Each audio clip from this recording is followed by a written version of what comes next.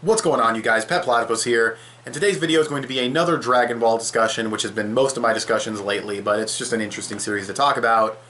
Is Dragon Ball generic? Roll intro, let's get started.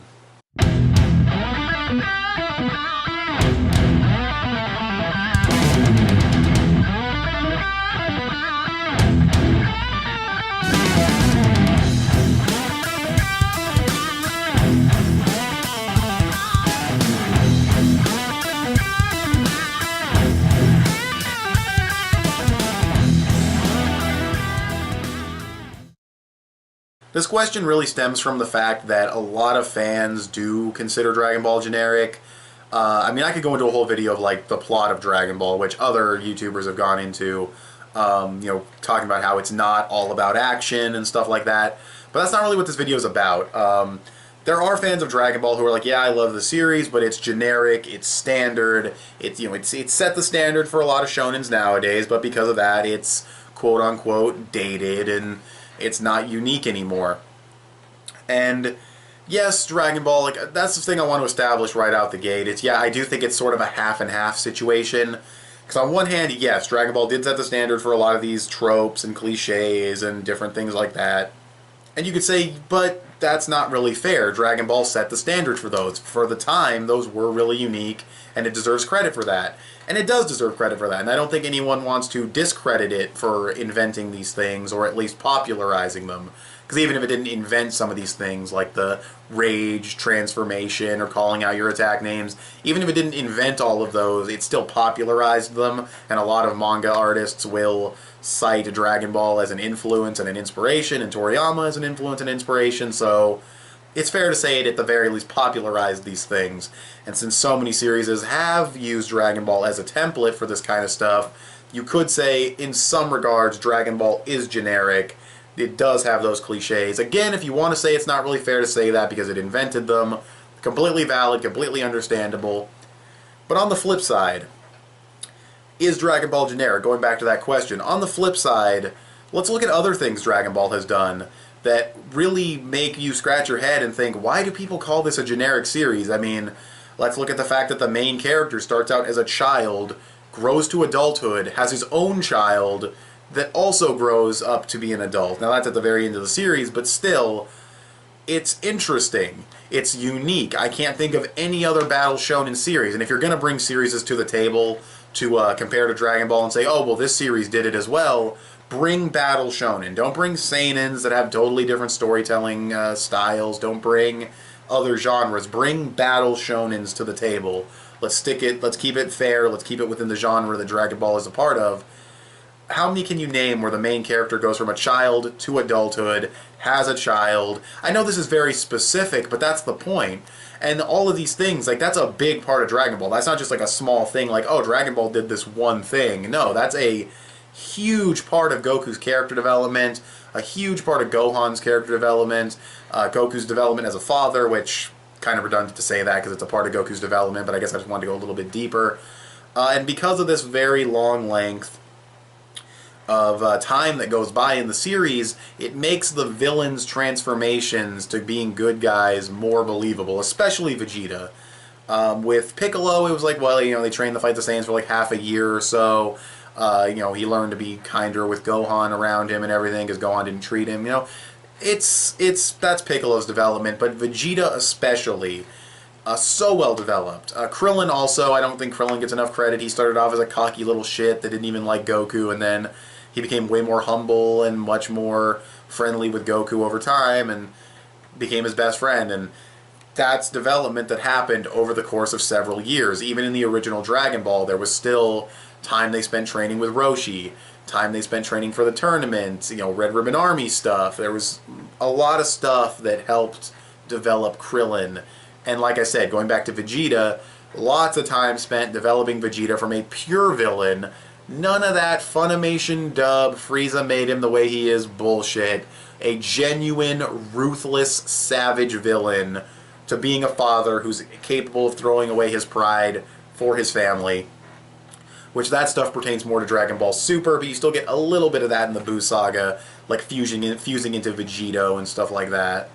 and humbling himself while watching the Super Saiyan 3 Goku versus Kid Buu fight. And these are things that Dragon Ball has done that other series have tried to emulate. Not so much the growing up and all that stuff. That's pretty much Dragon Ball exclusive as far as I know, at least in the shonen demographic of shonen battle series. But other series have tried to develop villains into good guys. And I'm not saying any of these series have done them particularly badly. Well, Fairy Tail's done it badly with several female villains, but still, Hiro Mashima likes to draw tits, so what are you going to do? Of course they're going to turn good. He did it with a male character too, like Loxus. I remember he was like a total dick. He made the whole guild fight each other, and he got kicked out. And then when he came back, he was a good guy. And it's because he spent time on his own and knew what he did was bullshit and all that stuff, but it still wasn't handled as well as Vegeta. These are things that Dragon Ball, I think, really deserves credit for because a lot of series haven't done them. If other series did these things, Dragon Ball still deserves credit for pioneering them, but because other series haven't done them, it still makes Dragon Ball something different to read. There's an approach Toriyama takes to writing the series that really works. Like, even if you look at some of those other cliches, like the random power-ups from Rage, Dragon Ball set up the Super Saiyan transformation. Throughout all of Namek, it was heavily foreshadowed. Goku could be becoming a Super Saiyan. Vegeta could be becoming a Super Saiyan. And then Goku finally does it, and it's not out of nowhere. It's not an ass pull. It's not a Deus Ex Machina. Other series like Fairy Tail, I hate to go back to Fairy Tail because I feel like I'm going to do that a couple more times in this video, and that's like an insult to Dragon Ball, but in Fairy Tail, when Natsu first went Dragon Force, there was no real hinting that he could do this. He just sort of ate this Etherion stuff, this pure magic energy, and at first he's like convulsing and throwing up, but then all of a sudden he transforms and gets dragon scales. He looks badass. It's the first time he ever uses it. It's sort of discovering that he has this transformation, but there's no foreshadowing. You could say it feels like an ass pull. You could say it feels like a Deus Ex Machina, whereas Super Saiyan, it's not like that. So even when Dragon Ball does do the the standard cliches or the standard tropes, Toriyama still did them with more care than newer series do them with. And I know Fairy Tail's not a good example because Fairy Tail is fucking Fairy Tail, but still, it's other series have done them about the same or a little bit better or whatever. And again, I'm not trying to say Dragon Ball is 100% unique. It does have those tropes, it does have those cliches. I really do feel like it's a half and half sort of thing. But the way Toriyama writes Dragon Ball, the way he frames the action, the way he frames the choreography, the little touches like sealing Demon King Piccolo in a rice cooker and shit, like those little bits of humor, there's nothing like that. There's nothing like that from any other manga artist or any other mangaka or whatever you want to call them. It's very much a Dragon Ball style of humor, and I don't know, I mean, and also the main character can lose fights, which that happens in other series. That's not like Dragon Ball exclusive, but like, for example, in One Piece, when Luffy loses a fight, you kind of knew he was going to. He was obviously going to lose to Aokiji on Long Ring Long Land after the Davy Back stuff, because it was an admiral. You knew he was going to get his ass kicked at Marineford and be a fucking pinball getting knocked around by all the other stronger people. You knew that was going to happen. And your mindset going in is, how is Luffy going to get out of this? How is he going to survive? With Dragon Ball, Goku going into the fight with Vegeta, their first fight.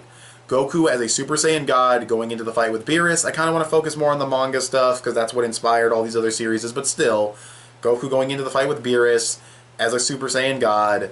You don't expect Goku to lose these fights. You don't expect him to lose to Vegeta. You don't expect him to lose to Beerus, and he does. And now with Vegeta, everyone came in and helped out, and it was this big, epic fucking finale, one of the best I've seen, with Great Ape Gohan and the Spirit Bomb and bouncing it back and all that cool shit. But Goku still lost the fight, bottom line, is what I'm getting at. And he lost to Beerus. And he lost to Tien in the tournament. He won the final tournament with Piccolo, but he still lost to Tien. He lost to Master Roshi. And when you see the track record of Goku leading up to those fights, when it's like, oh my god, Goku's so fucking amazing, he's so strong, he's so good, he's so talented, he's so fast, then he loses to Master Roshi, he loses to, Jackie Chun. And then Tien, you go through the Red Ribbon Army saga, he takes down this entire army by himself, and he goes to the fortune teller Baba, and Yamcha gets his ass kicked by this guy, and then Goku, one-shots him, And it's like, oh my god, Goku's so strong. Then he trains for 3 years and he joins the tournament and he beats Krillin, and it's like, oh my god, Goku is insane. And he loses to Tien.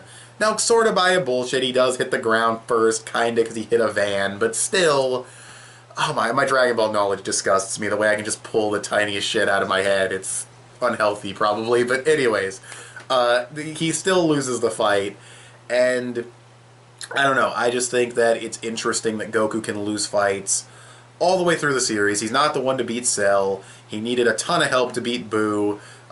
Boo was like a villain that was not... No one person could defeat Boo. It took a spirit bomb with the power of fucking literally everybody. Like, how many people? Everybody. Every fucking buddy to take that dude down. And it's just, that's not what you see in a lot of series. It's usually the main character gets that big finishing hit or something like that. And I'm not saying any of that stuff is bad. This video isn't trying to say... Well, okay, with the character development of Vegeta, I was saying that was better than other series, but the point of this video is not to say Dragon Ball is better than other series. It's to say that it's not as generic as one might think. It's definitely got a lot more unique things to it. There's something very distinct about the way Toriyama writes, and I think Dragon Ball is fantastic, obviously. My second favorite series.